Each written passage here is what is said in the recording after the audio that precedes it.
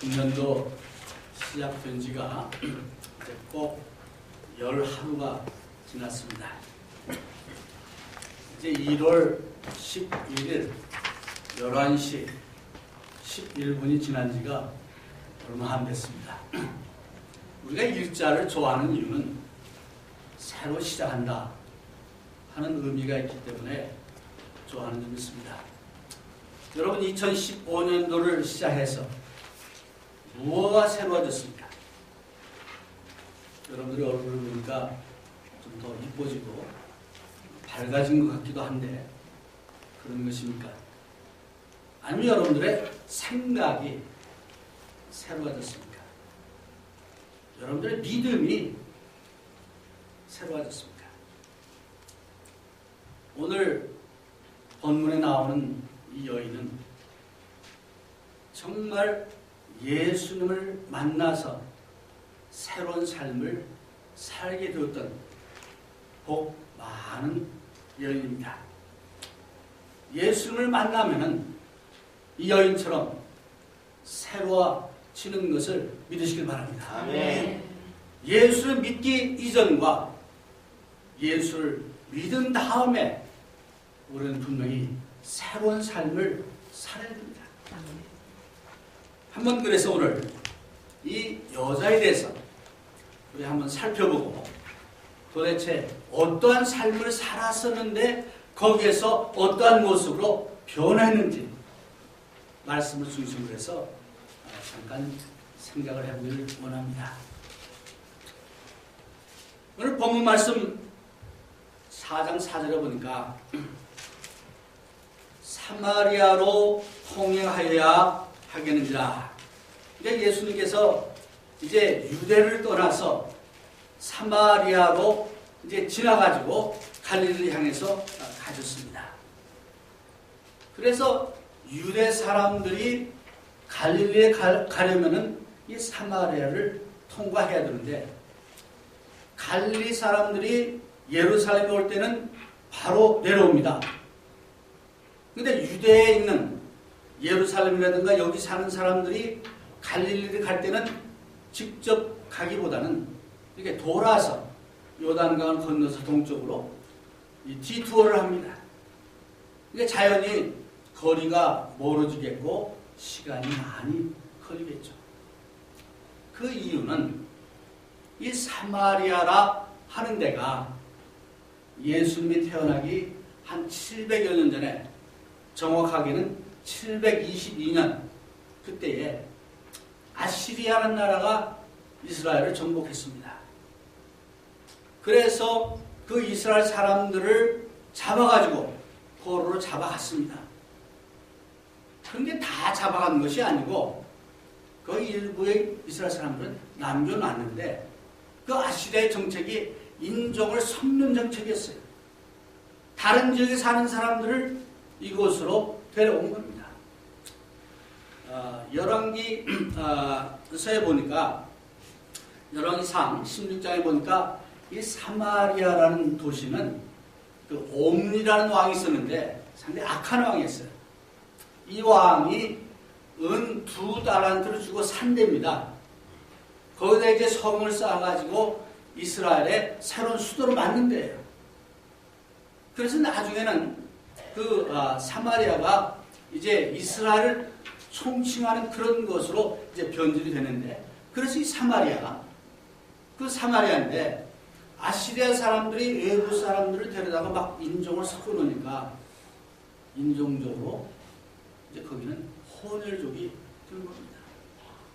그뿐 아니라 열왕기상 17장에 보니까 외지에서 온 사람들이 그냥 사람만 온 것이 아니고 자기들의 종교, 우상을 갖고 와가지고 여러 가지 다른 종교를 섬기게 됐습니다. 그러다 보니까 이제 이스라엘 또 사마리아 지역에 사는 사람들은 인종적으로도 이제 섞여지고 종교적으로도 섞여졌고 뭐 등등 이제 섞여진 그런 데가 된 겁니다.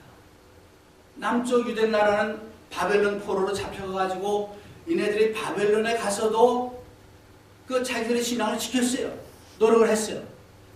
돌아와 보니까 아주 이스라엘 사람들은 다 변한 거예요. 인종적으로도 변했고 이제 종교적으로도 변했고 그뿐 아니라 주전 예수님 태어나시 전 400년경에 그 이스라엘 지역에 그 이제 성전을 따로 지어놓고 이 사람들은 거기서 예배를 드려요. 그러니까 자연히 유대 나라 사람들은 사마리아 사람들을 볼 때 좋게 보질 않았죠. 자기의 같은 종족으로 인정하지 않은 거죠.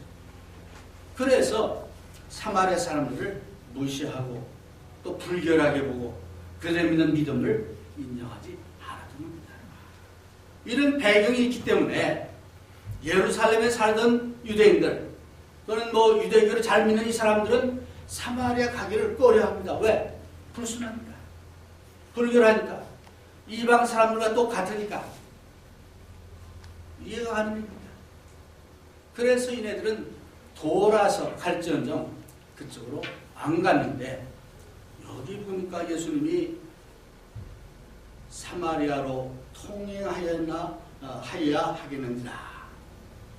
그래서 오전에 사마리아에 있는 수가라 하는 동네에 이르시니 야곱이 그 아들 요셉에게 준 땅이 가깝고 그 예수님이 걸어서 이제 예루살렘으로부터 이제 갈릴리 향해서 가시는데 수가라는 동네까지 가신 거예요. 여러분들이 아시는 대로 유대 나라는 더운 지방이죠. 햇빛을 맞아가면서 걸어서 거기까지 가시니까 얼마나 피곤하겠어요. 그래서 이제 거기까지 가셔가지고 특별히 그 수가 그 옆에는 세겜이라는 데가 있는데 세겜은 우리가 잘 아는 대로 야곱이 이제 정말 돈을 주고 산 땅이 있어요. 요셉의 무덤도 거기 있고 또 거기다 그 우물을 깊게 팔았어요. 그래서 이제 거기 야곱의 우물이 있는 그 지역까지 갔다는 거예요. 예수님이 피곤하시니까 우물가에 가서 앉으셨더라 그랬어요. 예수님이 어떤 포즈로 앉으셨는지 모르겠어요. 피곤할 때는 뭐 이것저것 안 가르치고 아주 편안하게 앉았겠죠. 그러면 이제 한낮이니까 특별히 더운 지방이니까 가장 더운 그 시간이죠. 그 시간에 거기 앉으신 예수님의 모습을 상상해 보면 피곤해 지치고 목이 마르고 뭐 그런 상태였습니다. 누가 보더라도 눈에 띄는 그런 상황이었죠. 그런데 이때 여기 보니까 그 수가라 하는 동네에 가셨는데 사마리아 여자 하나가 물을 길러 왔음에 예수께서 물을 좀 달라 하시니 그래서 이 우물가에서 예수님이 이 사마리아의 한 여인을 만나게 되신 겁니다. 근데 우리가 살다 보면 하나님의 섭리라는 것을 여러분은 믿습니까? 네. 안 믿는 사람들은 인연이라고 얘기합니다. 근데 저는 하나님의 섭리 가운데서 우리가 만나는 것이라 믿습니다. 네. 예수님이 이 시간 요때 바로 이곳을 지나가신 것도 하나님의 섭리인 줄 믿습니다. 예수님의 어떤 그 궁극적인 아주 그 높은 그런 그 계획과 섭리 가운데 가셨다라고 믿습니다. 거기 가셔가지고 예수님의 제자가 12명인데 12명을 다 뭐 좀 먹을 거 좀 사오라고 보냈어요. 네. 우리가 유대인들이 그 당시 유대인들은 이방 사람들하고 악수도 하면 안 돼요. 이방 사람들이 먹는 음식 먹으면 또 불결해요. 사마리아는 이방 사람과 똑같이 취급했어요. 근데 거기 가셔가지고 간 것도 모자라서 그 이방 사람과 같은 사마리아 사람들이 먹는 음식을 사오라고 보내신 겁니다. 파격적이죠. 근데 또 하나 이상한 것은 예수님이 제자들을 보내실 때 야 베드로, 야고보, 요한 너 좀 갔다 와. 대표로 보낼 수도 있는데 이 성경에 보니까 몽땅 다 보냈어. 네. 왜 그랬을까요? 실수로 그랬을까요? 우연히 그랬을까요? 저는 그것도 예수님의 어떤 의도가 있는 그런 것이 아닌가 이렇게 믿습니다. 그래서 12 제자들을 다 음식을 사러 보내셨어요. 그리고 혼자서 그 우물가에 앉아 계셨습니다. 성경학자들은 말하기를 그 우물이 상당히 깊은 우물인데 약 150피트라고 합니다. 150피트면은 6피트가 한 2m 되니까 한번 상상해보세요. 엄청 깊은 우물입니다. 그래서 사람들은 거기 이제 물을 이제 길러 이제 오는데 주로 이제 멀리 다녀야 하니까 좀 시원할 때 아침이나 저녁 이럴 때 물을 뜨러 가는 게 상식이에요. 그런데 어떤 한 여인이 이름이 없어요. 한 여인이 사마리아 여자 하나가 물을 길러 왔다. 몇 시에? 12시에. 6시는 12시죠. 12시에. 그래서 이거 하나만 보더라도 범상치 않은 어떤 여인입니다. 뭔가 사연이 있는 여인이죠. 우리 다른 거 다 제껴놓고 도대체 이 사마리아 여인이 왜 하필 12시에 물을 길러 왔을까? 제일 덥고 힘들고 한 그 시간에 왔을까? 저는 이것도 하나님의 섭리가 아닌가 싶어요.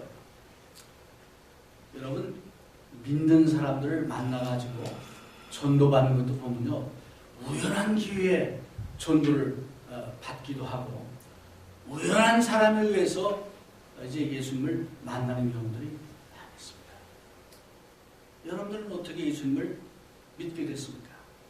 여러분들을 예수님께로 인도한 사람은 어떤 사람입니까? 어떠한 상황이 여러분들을 예수님께로 인도했습니까? 이 여인의 경우는 낮 12시에 가장 더울 때 물을 길러 갔는데 이제 뒤에 나오겠지만 이 여자는 12시 다른 사람들이 오지 않는 다른 여자들이 수군거리지 않는 자기를 만나서 뒷소리하고 흉보고 손가락질 하지 않는 사람들 기피하는 그런 사람이었어요. 그래가지고 아무도 오지 않은 그 시간에 그 우물가에 간 거예요. 갔더니 떡하니 여기 어떤 남자가 하나 앉아있는데 유대 나라 남자가 앉아있는 거예요. 그래가지고 그 유대 남자가 예수님이죠. 물을 좀 달라 하시니 이런 제자들이 먹을 것을 사러 동네에 들어갔습니다. 아무도 없죠. 예수님하고 이 여인하고 딱 1대1로 만난 거예요. 이야, 참 그런 축복을 만나기가 참 힘든 건데, 그죠? 네, 여러분, 때로는 우리가 정말 복 있는 사람을 만나는데 그걸 모르는 경우 많아요. 여러분이 전도하러 나가셨을 때 예수님을 이제 가지고 복음을 가지고 나가서 전도할 때 여러분 정말 귀한 것을 가져간 거죠. 이 여인은 예수님을 만나는데 그게 누군지 모르는 거예요. 그러니까 예수님이 물을 좀 달라 하시니 우물은 깊죠. 두레박은 없죠. 근데 한 남자가 앉아있다가 물을 달라고 한 겁니다. 그러니까 그 여자의 첫 번째 질문이 당신은 유대인으로서 어찌하여 사마리아 여자 나에게 물을 달라 하나이까 하니 이는 유대인이 사마리아인과 상종치 아니하니라. 아까 말씀드린 대로 그런 여러 가지 이유로 인해 가지고 유대인들이 사마리아 사람을 사람같이 여기지 않고 말도 하지 않고 더더군다나 남자가 여자한테 먼저 말을 걸지 않는데 이분이 자기한테 말을 거니까 뭐 물이고 뭐고 상관없이 우선 그 질문부터 던지는 겁니다. 예수님은 파격적인 그 행위를 하셨는데 첫 번째는 제자들을 그 사마리아 사람들의 음식을 사러 보내신 것도 파격적인 것인데 그러니까 사마리아 사람도 아닌 사마리아 여인에게 먼저 말을 거셨습니다. 그러니까 예수님께서 이제 말씀하시기를 10절에 내가 만일 하나님의 선물과 또 내게 물 좀 달라 하는 이가 누구인 줄 알았다면 내가 그에게 구하였을 것이요 그가 생수를 내게 주었으리라. 예수님이 물을 달라고 하시더니 이제 여자가 왜 유대 남자가 나한테 얘기합니까 하니까 거기서는 이제 다른 말씀으로 내가 만일 하나님의 선물을 알고 너한테 말하는 사람이 누구인지를 알면은 생수를 달라고 오히려 요구했을 것이다.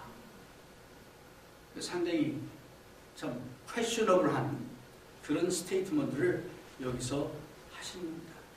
그러면서 이제 당연히 여자는 11절에 보니까 여자가 하루되 주여 물기를 그릇도 없고 이 우물은 깊은데 어디서 이 생수를 얻게 삼나이까. 여기 우물이 깊은데 조략도 없는데 어떻게 물을 길어가지고 나한테 준다고 합니까? 라는 질문이에요. 우리 한번 상상해 봅시다. 예수님은 이 여인의 필요한 것을 아십니다. 이 여인이 왜 낮 정오에 물을 길러 여기 온 것도 아십니다. 이 여인의 삶도 압니다. 지금 이 여인이 갈등하는 것, 필요한 것이 무엇인지도 압니다. 근데 이 여자분은 아직 그 예수님을 알지 못하니까 두레박 얘기나 하고 이제 물 기는 거 얘기를 하는데 오늘 우리 주변을 한번 살펴봅시다.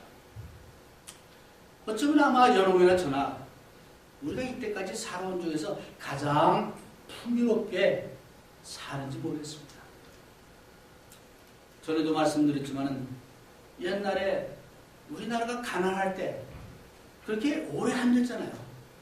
보릿고개 얘기한 적이 그렇게 오래 안 됐습니다. 굶어 죽는 사람이 있었던 것이 정말 아주 옛날 옛적이 아니에요. 이제 6.25 지나고서도 한참 동안 한국이 어려움을 겪고 있습니다. 경제적으로 많이 좋아졌어요. 그래서 70년대 초만 하더라도 이제 한국이 일본을 굉장히 부러워하지 않았어요? 야, 일본 사람들은 혼숫감으로 냉장고도 가져가고 뭐 자동차도 가져가고 그냥 부러워하면서 그런 얘기를 제가 많이 들었어요. 사람들이 60년대 후반부터. 근데 이제 딱 그런 거 다 갖고 있잖아요. 한국 사람들. 그러면 지금 한국 사람들이 다 풍요롭습니다. 마음의 풍요함을 느낍니다. 아니면 뭔가 갈증을 느끼고 있지는 않습니다.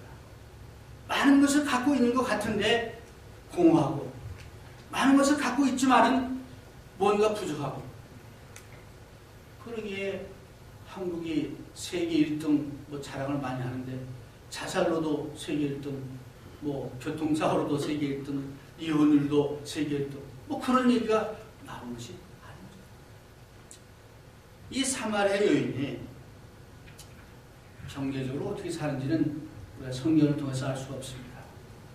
그러나 지금 같이 살고 있는 사람이 있는 거 보면은 그게 가난한 사람 아닌 것 같아요. 그러나 이 여인은 그 수가라는 동네에서 소위 우리들이 말하는 왕따를 당하고 사람들의 손가락질을 받는 그런 여인이었습니다.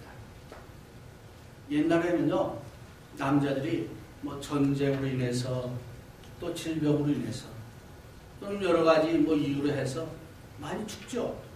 우리 여자들보다 그 수명이 많이 적습니다. 옛날에. 그래서 결혼을 한 번 하고 두 번도 할 수 있어요. 근데 여인의 경우를 보면 결혼을 자그마치 몇 번 했어요? 5. 네? 여기 성경에 보니까 예, 나중에 이제 그 나오는데 이제 하여튼 이 여인은 결혼을 여러 번 했지만은 무언가 만족함을 얻지 못한 거예요. 그래서 이 남자는 괜찮겠지.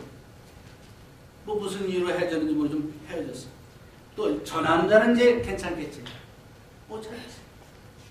그렇게 여러 번 받고 받지만은 결국은 자기의 만족감을 얻지 못하고 이제는 그냥 보이프렌드, 남자와 같이 사는 그런 상황이었잖아요. 네. 그런 상황에서 예수님을 만난 거잖아요. 그래서 이 여자가 주여, 주님은 물기를 그릇도 없고 이 우물은 깊은데 어떻게 나한테 물을 준다고 하십니까? 오늘 모든 사람들은 여러분이나 저나 새로운 것을 원합니다. 정말 우리의 삶의 어떤 의욕과 삶의 의미와 목적을 찾기를 원합니다. 그럼에도 불구하고 많은 사람들이 진정한 그 삶의 목적이 무엇인지, 의미를 어디서 찾아야 하는지, 그 방법은 무엇인지 잘 몰라요. 그러다 보니까 이 여인처럼 결혼도 한번 해보고 2번 해보고 3번 해보고 다 해보고 찾지를 못합니다. 그러면서 겨우 한다는 소리가 여기 보니까 우리 조상 야곱이 이 우물을 우리에게 주었고 또 여기서 자기와 자기 아들들과 짐승이 다 먹었으니 당신이 야곱보다 더 큽니까? 이스라엘 사람들은 야곱을 아주 큰 위대한 조상 중에 하나로 믿었던 거죠. 그래서 그 야곱이 만든 우물을 보면서 얘기하면서 이제 당신이 그 야곱보다 더 크십니까? 물었어요. 예수님의 대답은 예수입니다. 그러시면서 하는 말씀이 이 물을 먹는 자마다 다시 목마르니와 내가 주는 물을 먹는 자는 영원히 목마르지 않을 것이다. 예수님을 만나서 참된 그 복음을 듣고 참된 구원을 체험한 사람은 목마르지 않게 된다는 말씀입니다. 아멘. 구원의 확신이 있고 구원에 대한 이제 정말 확신을 가지고 살아가는 사람들은 사도 바울의 표현대로 하면 이제 주님 안에서 승리할 수 있습니다. 아멘. 어려움 가운데서도 고통 가운데서도 주 안에서는 승리하게 되는 것입니다. 바로 그 말씀을 여기서 예수님이 하신 거예요. 그래서 예수님은 엄청난 복음, 엄청난 기쁜 그 소식을 이 여인에게 지금 주고 있습니다. 그런데 이 여자분 아직까지도 깨닫지를 못합니다. 깨닫지 못합니다. 그러면서 겨우 바라는 게 하는 말이 뭐냐? 여자가 하루되 주여 이런 물을 내게 주사 목마르지도 않고 또 여기 물길러 오지도 않게 하옵소서. 오직 이 여인의 소원은 사람들 만나지 않고 여기 다시 오지 않고 뭐 그렇게 좀 되게 해주십시오. 그래서 물을 길러 올 필요도 없게 좀 목마르지 않게 좀 해주십시오. 그걸 얘기합니다. 우리가 살아가면서 때로는 삶의 가장 궁극적인 목적이 무엇인지, 내가 왜 사는지, 정말 새해를 맞이해서 금년은 어떻게 살 것인지 생각하지 않고 그날 살아가는 사람들이 있습니다. 이런 사람들은 예수님을 만나도 그냥 먹을 것, 입을 것, 뭐 그런 것만 생각하지 그 영혼의 갈급함, 정말 필요한 것을 알지 못합니다. 물론 여기도 자기가 진정으로 필요한 것이 무엇인가를 깨닫지 못합니다. 그래서 그런 물 있으면 좀 나한테 주십시오. 다시 여기 와가지고 사람들 눈치 보지 않고 뭐 그렇게 하기를 좀 바라가지고 이제 그런 요청을 합니다. 그때 예수님께서 16절에 보니까 이 주제를 바꿔요. 그래서 지금까지는 내가 생명의 물이다 뭐 이런 얘기를 하시더니 16절에 보니까 가서 내 남편을 불러라. 전혀 상관이 없는 그야말로 아웃 오브 블루 갑작스러운 이 말씀을 하시는 겁니다. 왜 얘기를 하셨냐? 이 여인에게는 가장 하기 싫은 얘기, 가장 생각하기 싫은 주제, 그게 바로 이 남편이에요. 바로 이것 때문에 사람들의 손가락질도 받고, 바로 이것 때문에 이제 따돌림도 받고 있고, 뭐 등등 그런 것이. 근데 바로 예수님께서 내 남편을 불러와라. 그 여자가 아주 머리가 잘 도는 사람 같아요. 딱 대답하기를 나는 남편이 없습니다. 네. 왜 이 대화 가운데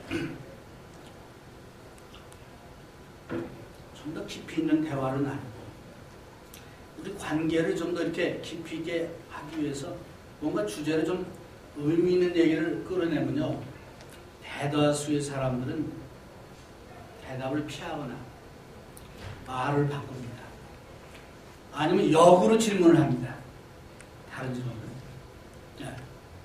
예수님이 갑자기 뜬금없이 남편을 데려오라고 말씀하니까 물을 준다고 그러더니 생명수를 주신다고 그러더니 남편 데려오라. 자기 제일 약한 점을 예수님이 얘기하신 거죠. 그 남편이 없습니다. 그러면 예수님이 그 말을 받아가지고 내가 남편이 없다 하는 말이 옳다. 이 옳다는 말은 내 말이 맞다 그런 얘기예요. 네. 근데 사실은 이 여인이 지금 남편이 정식 남편은 아니지만 같이 사는 사람이 있잖아요. 네. 있지만 그건 정식이 아니니까 없다라고 합니다. 근데 내 말이 맞다 하면서 내가 남편 5이 있으나 지금 있는 자는 내 남편이 아니니 내 말이 참 옳도다 참 되도다. 16절엔 옳도다, 17절은 참 되도다. 같은 말을 반복해서 했어요. 네. 왜 그랬을까? 우리가 이 대화 가운데 때로는요, 진실 같은 것 같으면서도 거짓이 있죠. 이 여인의 대답이 지금 남편이 없다고 하지만 사실은 같이 사는 남자가 있어요. 네. 그러니까 옳다고 하면서 또 진실되다 말씀하는 거예요. 여러분, 우리 믿는 사람들은 사실은 대화를 해도 사랑으로 진실로 하라고 말씀합니다. 여보세요. 이 사랑으로 우리 진실된 말만 서로 하라 하는 얘기가 뭐냐? 때로는 이런 우리 그 마음을 찌르고 우리의 약한 점을 이제 정말 부각시키고 생각나게 하는 그런 것들이 필요하다는 거예요.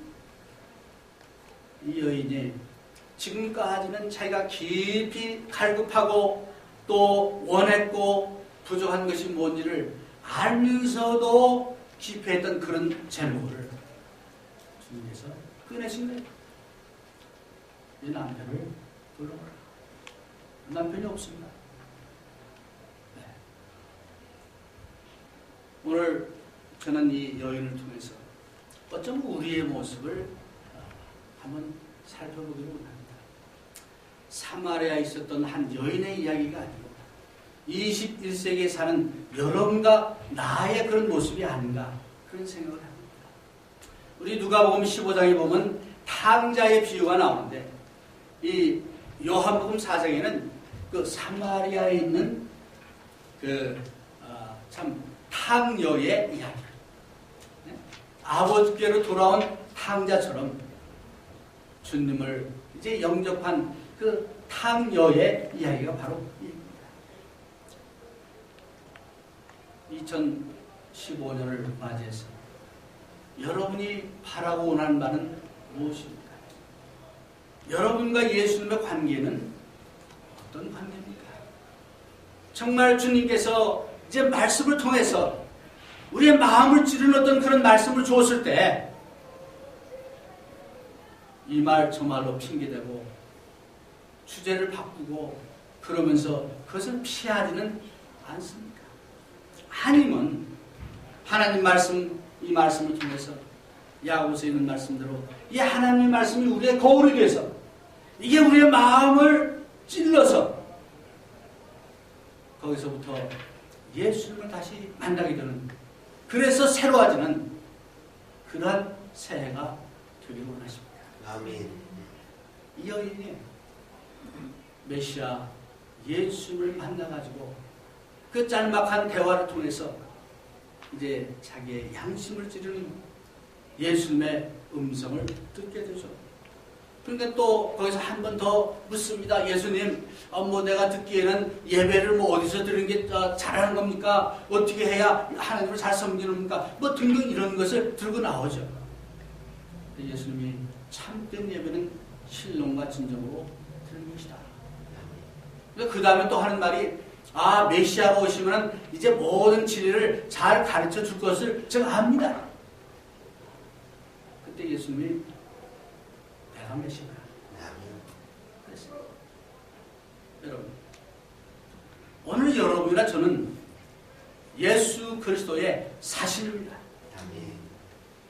오늘 여러분과 저는 있는 그 자리에서, 직장에서, 학교에서, 가정에서 작은 예수입니다. 그래서 내가 그 만나는 사람들에게 예수님을 보여주고 예수님의 복음을 전할 그런 책임이 우리에게 있습니다. 우리가 대화 가운데, 우리의 삶 가운데 예수님처럼 사랑으로 진실을 전해주고 살아있는 복음을 증거할 수 있는 여러분과 제가 되어야 되겠습니다. 아멘. 2015년은 정말 말로 구호로만 하는 그것이 아니고 예수님의 참된 제자가 되어서 우리의 삶을 통해서 그리스도의 복음이 증거되는 그런 한 해가 될 수 있기를 바랍니다. 아멘. 이제 그 예수님을 만났지만 처음에는 몰랐는데 진짜 예수님인 줄 알게 되자 이 여자가 변화됐어요. 그래가지고 아까 읽은 말씀처럼 이제 예수님을 만나서 대화하다가 이제 깨닫고 자기가 물동이를 가지고 물길로 왔었는데 물동이 버려두고 동네로 달려가서 동네 사람들에게 내가 메시아를 만났다. 나의 모든 것을 아시는 그 메시아를 만났다. 라고 증거하니까 얼마 전까지만 해도 동네 사람을 피해가지고 아무도 없는 그 시간에 와서 물을 길러 왔던 그 여자가 그 동네 사람들을 찾아가서 예수님을 증거했습니다. 그의 확신과 믿음으로 전했을 때 동네 사람들 저 여자만 그랬을 거 아니에요. 근데 워낙 확신 있게 확실하게 자신 있게 이제 말을 전하니까 여기 말씀 보니까 동네에 많은 사람들이 이제 찾아와서 예수님을 믿었더라 그랬어요. 그뿐 아니라 사마리아 사람들이 예수님께 사정해가지고 예수님 이틀만 좀 더 머물러 주시죠. 그래서 그 말을 듣고 더 많은 사람들이 사마리아 사람들이 예수님을 믿게 되었다 하는 그런 아주 승리의 그런 이야기가 오늘 본문에 있습니다. 예수님을 만나기 전까지는 사람들을 피해 다녔던 일입니다. 예수님을 만나기 전까지는 정말 셀프-에스팀이 너무 낮았습니다. 자기를 내세우거나 자기가 생각하는 것을 발표도 할 수 없는 그런 삶을 살았던 거죠. 예수님을 만나는 이 여인은 그렇습니다. 그 주님의 평화, 주님 주시는 그 영생수 구원을 체험을 했기 때문에 이 여인은 완전히 변화되었습니다. 여러분과 저도 2015년도는 이 사마리아 여인처럼 완전히 예수님을 통해서 변화받고 뜨뜻미지근한 그런 신앙이 아니고 자신있게 예수님을 증거하고 복음을 증거하는 여러분들이 되시길 바랍니다. 아멘. 기도하겠습니다. 하나님, 사마리아 여인처럼 우리의 부족한 것을, 우리의 잘못을 주님 앞에 고하고 이제 예수 그리스도의 보혈을 통해서 온전히 거듭나는 저희들 되기를 원합니다. 이미 구원을 받았지만은 아버지여 진실로 주님을 섬기지 못하고 예수님의 참된 제자가 되지 못했으면 이 시간 회개하고 2015년도에는 정말 주님을 진정으로 사랑하고 예수님을 이제 섬기는 그런 제자들 되게 해 주옵소서. 오늘 말씀을 한 귀로 듣고 한 귀로 흘러버리지 않도록 도와주시고 이 사마리아 여인을 통해서 우리 또한 교훈을 받아 2015년도는 우리 모두가 승리하는 그런 삶을 살게 해 주옵소서. 할렐루야. 감사드리며 우리 주는 예수 이름으로 간절히 기도하였습니다. 아멘.